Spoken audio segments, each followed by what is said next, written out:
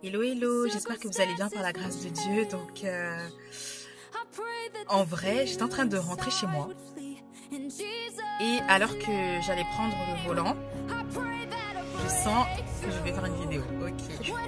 En pleine nuit, voilà. Bon, il y a la lumière au fait avec les moyens du bord, mais je sais pas trop de quoi le Seigneur voudrait que je parle. Mais assurément, il y a un message derrière.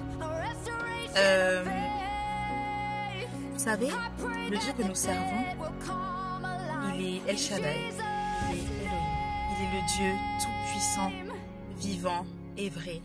Il s'appelle Jésus-Christ, il est un. Et le Dieu que nous servons, nous les chrétiens, ou les futurs chrétiens, est réel. Il est le Dieu de mon appel, mais il est aussi le Dieu de ton appel. Il y a eu un jour où tu as été convaincu que Jésus était mort et ressuscité sur la croix pour toi, pour tes péchés, parce qu'il t'aime et pour que tu puisses avoir la vie éternelle. Et je prie que ce trésor que Dieu vous a donné, que vous ne le gardiez pas pour vous.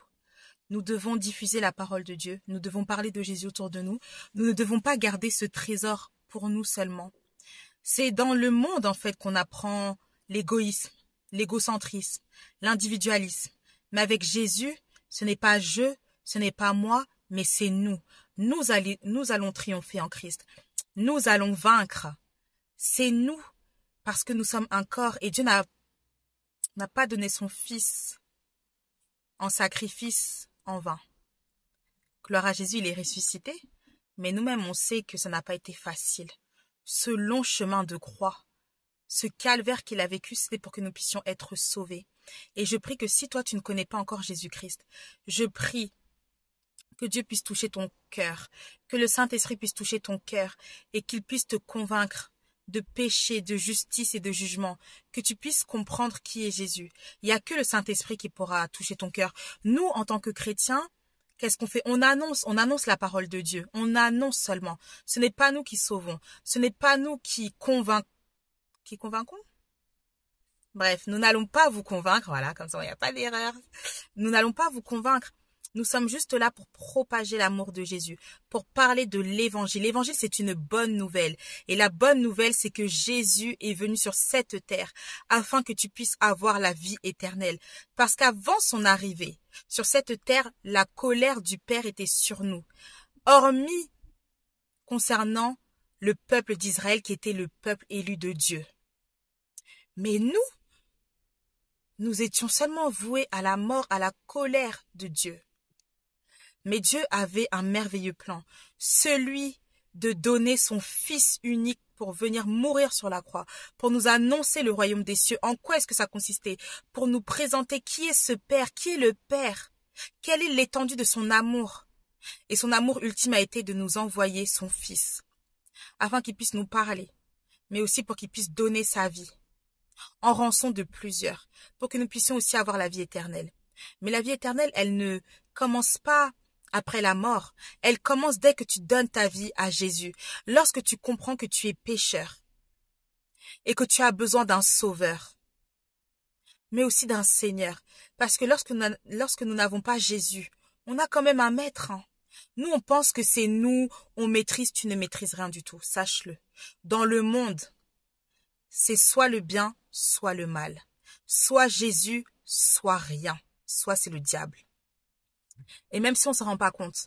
Mais lorsqu'on donne notre vie à Christ, on se rend compte que, waouh, j'ai fait tout ça. Vous voyez ce que je veux dire? On hallucine. On se dit, mais comment est-ce que j'ai pu commettre de telles atrocités, de telles choses qui étaient immorales, qui étaient contre Dieu? Mais quand on donne notre vie à Christ, qu'est-ce qui se passe?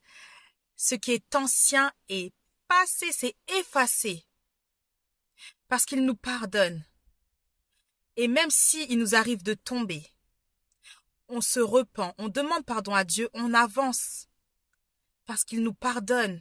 Parce que nous sommes ses enfants. À partir du moment où tu acceptes Jésus-Christ comme ton Seigneur et ton Sauveur, il vient habiter en toi par son esprit, le Saint-Esprit. C'est vraiment une grâce d'être un enfant de Dieu.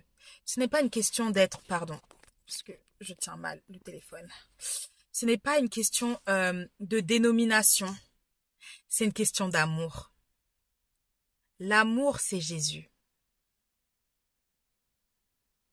Et Jésus t'aime. Et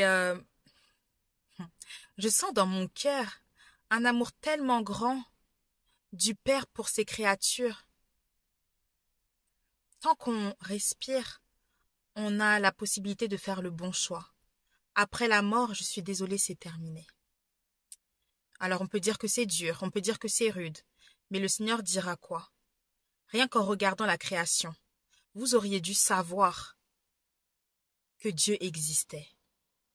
Et peut-être que tu te poses la question, mais qui est Dieu avec tout ce qu'on entend? Alors moi, la chose que je pourrais te dire, c'est quoi? Prie, parle.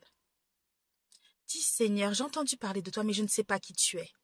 Est-ce que je suis dans l'erreur? Est-ce que je suis dans le bon? Qui tu es?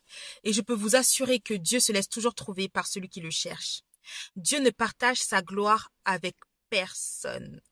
Ça veut dire que si tu demandes sincèrement à Dieu qui il est, assurément il te répondra. Via une personne, peut-être que tu prendras le train, tu iras au travail, tu entendras Jésus t'aime. Oh, il y a tellement de témoignages. On est tous passés par là. Hein. Jusqu'au jour où on est convaincu et qu'on l'accepte et qu'on comprend que oui, assurément, il fallait qu'il vienne mourir sur cette terre, sur cette croix pour nous. Il a donné sa vie gratuitement en rançon de plusieurs. Mais, waouh, gloire à Jésus, gloire à Dieu le Père, il a ressuscité son Fils 3 jours après. C'est réel, ce ne sont pas des fables. Vous allez entendre, oui, la Bible a été trafiquée, oui, ceci, oui, il n'y a pas de souci. Quand Jésus vient te voir et te parler, là, tu vas dire quoi maintenant? Ah, il n'y aura plus rien à dire. Tu vas seulement te mettre à genoux et dire, oh, oh, oh, oh. Assurément, Jésus, tu es la vérité. Assurément, Jésus, tu es réel. Et il reste pas beaucoup de minutes, et je pense qu'il en reste 3. Et vous savez, il y a des films, en tout cas moi personnellement, qui m'ont profondément marqué. Et je vais faire la liste et je vous invite à regarder un petit peu en quoi ça consiste. Et des séries. Donc il y a la série La Bible qui est sur Dailymotion. Il y a la série AD Kingdom qui est la suite de la série La Bible qui correspond au Nouveau Testament.